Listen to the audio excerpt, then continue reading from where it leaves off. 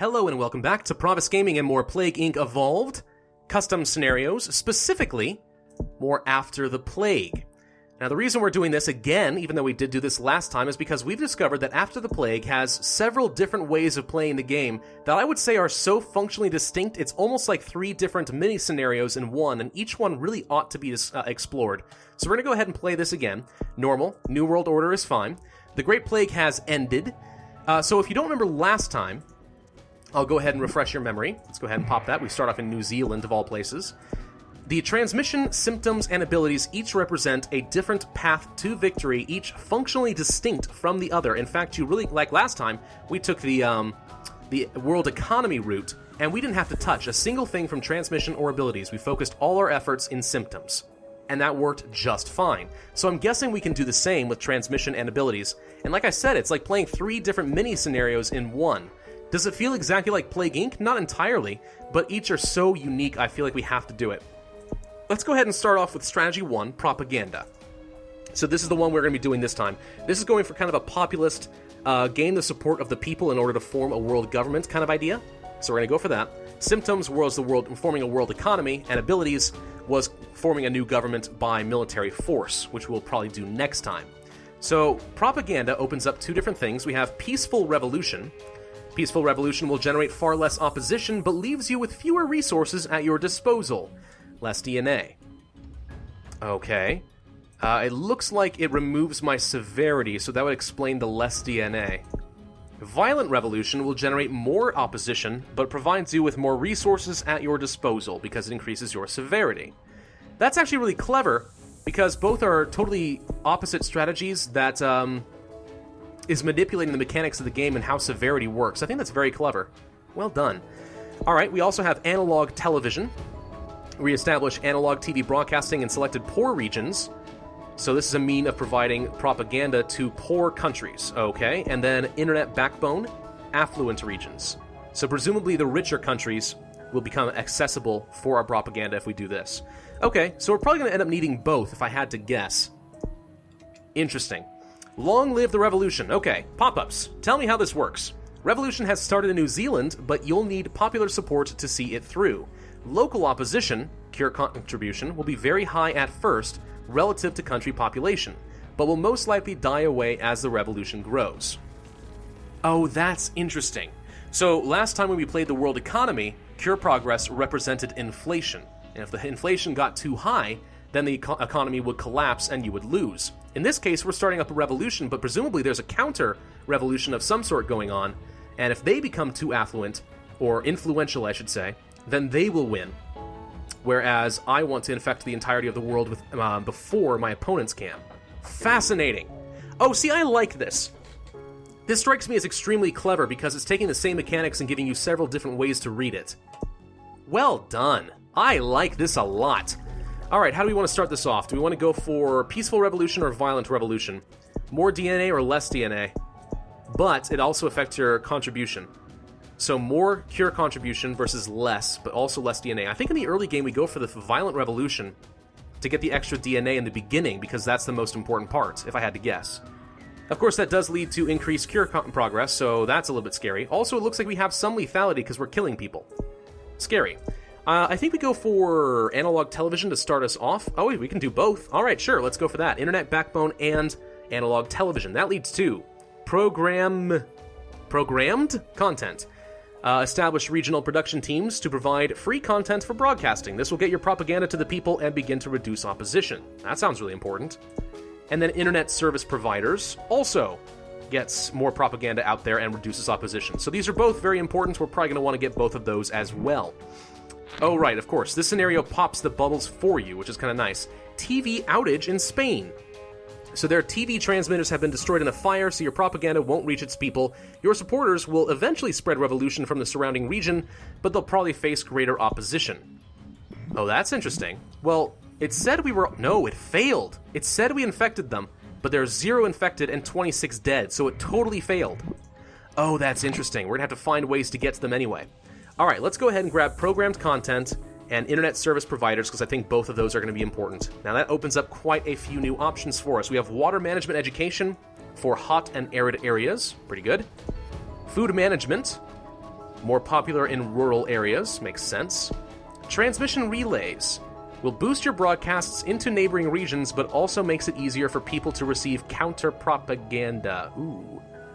Okay, so that's the trade-off. If we want land transmission, then we'll have to accept increased cure progress. I still think that's really important, though, if I had to guess. Analog radio. Regions that aren't receiving TV, this will extend your propaganda even further into any particular kind of country, because it doesn't say it's increasing my infectivity, so I'm not really sure. Content censorship. Reduce opposition at first, but people will start to mistrust what you tell them. Okay, interesting. So this will reduce our current cure progress, but I think over the long term, it's going to increase it, if I'm reading that correctly. We have internet exchange points, wealthy regions, but again, easier for them to find the counter-propaganda, so we'll have to be careful about that. Satellite networks. Increased infectivity in all affluent regions is basically how I'm reading that, so rich countries. Okay. And then ISP censorship. Reduce opposition at first, but people will soon learn to circumvent it. Is that the same thing as this? Because this doesn't sound like people will mistrust me, it just means that it's going to be a temporary reduction, but eventually people will find a way around. Not really sure. Okay, well, I think we need to go for things like transmission relays, even if that is going to increase our opposition. I think we need to be able to spread by land. Media propaganda will help you counteract opposition. However, your opponents will also use the media against you. You can use censorship to suppress some of the dissent, but if opposition reaches 100%, the global revolution will fail. Okay, that's interesting. So I think we want to go for analog radio, because it says that's going to increase our propaganda further. How much and which regions, I don't know, but I'm hoping it's a lot. I mean, we're getting a few red bubbles here and there. We're getting around. Round, round, get around, I get around. How are we looking as far... Oh, whoa. It destroyed an absolute ton of cure progress. Huh. Does it start that way? Is it balanced that way? Or is it actually taking total effect? Okay. Violent revolution has failed in Mexico. Your supporters will soon try again, but they won't succeed the next time unless you change tactics. Use peaceful or moderate revolution to guarantee success in this region. What? Wait. Am I understand? Oh, that's brilliant! That's genius! Okay, so I figured once you take this, you've picked your path. You know, you're going for all violent revolutions, and that's kind of the end of the story. But no, based on how certain countries will receive you, you need to devolve this and pick up different tactics like peaceful revolution in order to win. Oh, that is genius! I like it! I like it a lot! Holy crud. So, you're supposed to play the game where you're switching between strategies in order to infect as many countries as possible. That is so cool! Okay, we're gonna go for transmission relays in order to gain access to land transmission, because I think we're gonna need that, but wow! I like this idea. This whole scenario, everything about After the Plague just seems clever. Revolutionary tactics. There's no way to predict which tactics will work in each region, so you'll have to watch the news for further reports of failed revolutions, and keep adjusting your tactics to suit the situation. So we gotta watch our news ticker up here. So Mexico, we know that didn't work. So if we want to spread to Mexico, we're gonna have to devolve violent revolution. Okay, we got 45 points to work with here. Do we go for a form of censorship, or do we increase... I think we increase our infectivity in wealthy regions, so let's do that. There we go. We've got Australia. We've got a few spattering of countries everywhere here and there. We're missing quite a bit of the world, though. Particularly some of the hot and arid regions. Maybe I'll want to pick something up for that. I think I will, actually. Let's go ahead and grab water management. Do we need some form of censorship? Reducing opposition at first, but people will soon learn to circumvent it. I think we go for it and try it. Or do we go for internet exchange? Easier to access counter propaganda.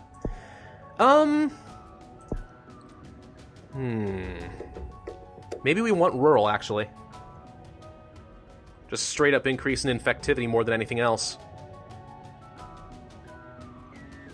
Oh gosh, it's hard to say. Which one's best? Greatly improved network performance in wealthy regions. How are we doing in wealthy regions? Not very well. We need access to a lot more. We're at 17% on cure progress. I think we might be able to do it. Let's go for internet exchange points and increase our infectivity across the board. That should generate us some extra DNA, because we still have violent revolutions active, so we'll get a lot more points. I think, if I'm understanding this correctly. So, now that that's done, well, how many more countries are we missing? Quite a few. Okay. So I'm going to go for food management, so we are better in rural countries, because there are, it looks like quite a few of them count as rural. Even in Africa, a lot of them count as rural now, which is interesting. Okay, so hopefully that will make us spread a little bit further, and once it looks like we can't get any new countries infected, Zimbabwe has started. I think we need to switch to peaceful, is what I'm getting out of this. So yes, let's go ahead and switch up to peaceful now. Let's go ahead and devolve this. I'm going to go ahead and grab ISP censorship, and this leads to denouncement address. Broadcast a speech denouncing all your opponents as traitors and fascists. This will increasingly undermine the opposition by turning ordinary people against them. That sounds like something I would want. Okay. Bacterial outbreak in the Philippines. A gruesome infection is sweeping through Philippines' population. Your supporters have been sealed the borders, but the chances of anyone surviving there are negligible.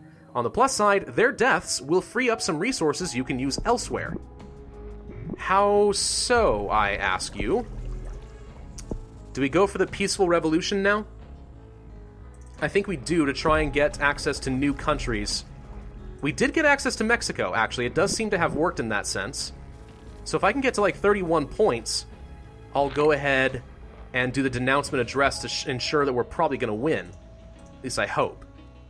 Sudan still isn't affected, and Central African Republic is not infected. Ooh! A lot of the cure progress is back! It was destroyed, but it's back! Huh. Okay, we're having trouble keeping up with the points. There we go. We're getting around a little bit more. There we go. Come on, give me the 31. Or more, or less. I don't care. Just give me more. More points. I need this denouncement address now. We still haven't gotten into Sudan. Does this mean that Sudan... Nope, we got into Sudan now. Okay, that's 31 points. Oh, we need 32 now. Okay, never mind. Hang on. It's fine. Just be patient. Just be patient. We can get it. There we go. 32. Denouncement address. So now, we should be able to undermine the opposition quite a bit. It did a little. It does not seem to have destroyed quite as much cure progress as I might have hoped, though. And I don't think there's anything else that we can pick up. Like, this is going to reduce opposition, but I don't feel like this is actually going to do much as far as increasing our infectivity. So now we have to kind of wait and see if we can hit critical mass. I think. I think it's really interesting that somehow the programmers of this scenario actually managed to reverse the mechanic of destroying potential research. It was destroyed, and then suddenly it came back. Like, how did you subvert the mechanics of the game to make that work? It's clever, don't get me wrong. Like, everything about this scenario just screams clever. I love it. Wow. Again, it doesn't necessarily feel like Plague Inc. because we're not just killing people. We're trying to do something completely different. But it's a very interesting way to harness the mechanics in Plague Inc. to make this work. Libya is having one heck of a time right now. Like, one heck of a time. Seriously. Is this going to be... Oh, gosh. What is killing people? Where are they going? Did you see a whole bunch of people disappear? A whole bunch of people suddenly ceased to be infected. What happened? Okay, what was... No, seriously, though. It's getting up to 1,000, and then it's stopping. What's happening here? I'm getting very confused and concerned. Do I need to devolve something? Maybe I need to devolve Peaceful Revolution and see if that does something else for us. Is this one of those countries that's programmed to respond to a certain kind? Yes, it was. Okay, so Peaceful Revolution... What the heck? How did they do that? How did they do that so you got up to 1,000, and if you had the wrong kind of revolution type, it would reset? That is brilliant, though. Like, I don't know how they did it. I don't know. But that is such a unique way to take advantage of those mechanics. Wow! Very interesting. I like this scenario. This is cool. And unfortunately, a lot of people in the Philippines have dead, but oh well. World revolution complete. You've staged a revolution in every country and brought order to the world. History will remember you as a visionary and savior of the people. Shame it brought so much oppression and gloom, but that's communism for... Who said this was about communism? Who said that this was about communism? I never said that. You know, this just reminds me of the previous video that I did with the capitalist scenario. You know, like, oh, shame it brought so much inequality and greed, but that's capitalism for you. Well, in this case, that's communism. How much you want to bet next time it's gonna be like, well, that's fascism for you? So everything ends in gloom, basically, and bad things happening. It's like, well, it's too bad the world's not perfect, but hey, that's the system. Interesting. Okay, so yeah, again, the description at the end of victory menu is not changed, so it's kind of irrelevant. We got 3 stars again, though, so that means we're understanding this pretty well. Wow, not bad at all, not bad at all. I like this. I like this scenario a lot. Very cool. I'm looking forward to trying out the 3rd one. I will also release that this week. So stay tuned, guys, probably for a fastest playthrough, if I had to guess. Thank you for watching. My name has been Pravus. I hope you enjoyed. If so, then hit that like button, leave a comment, and subscribe, and I will see you guys next time.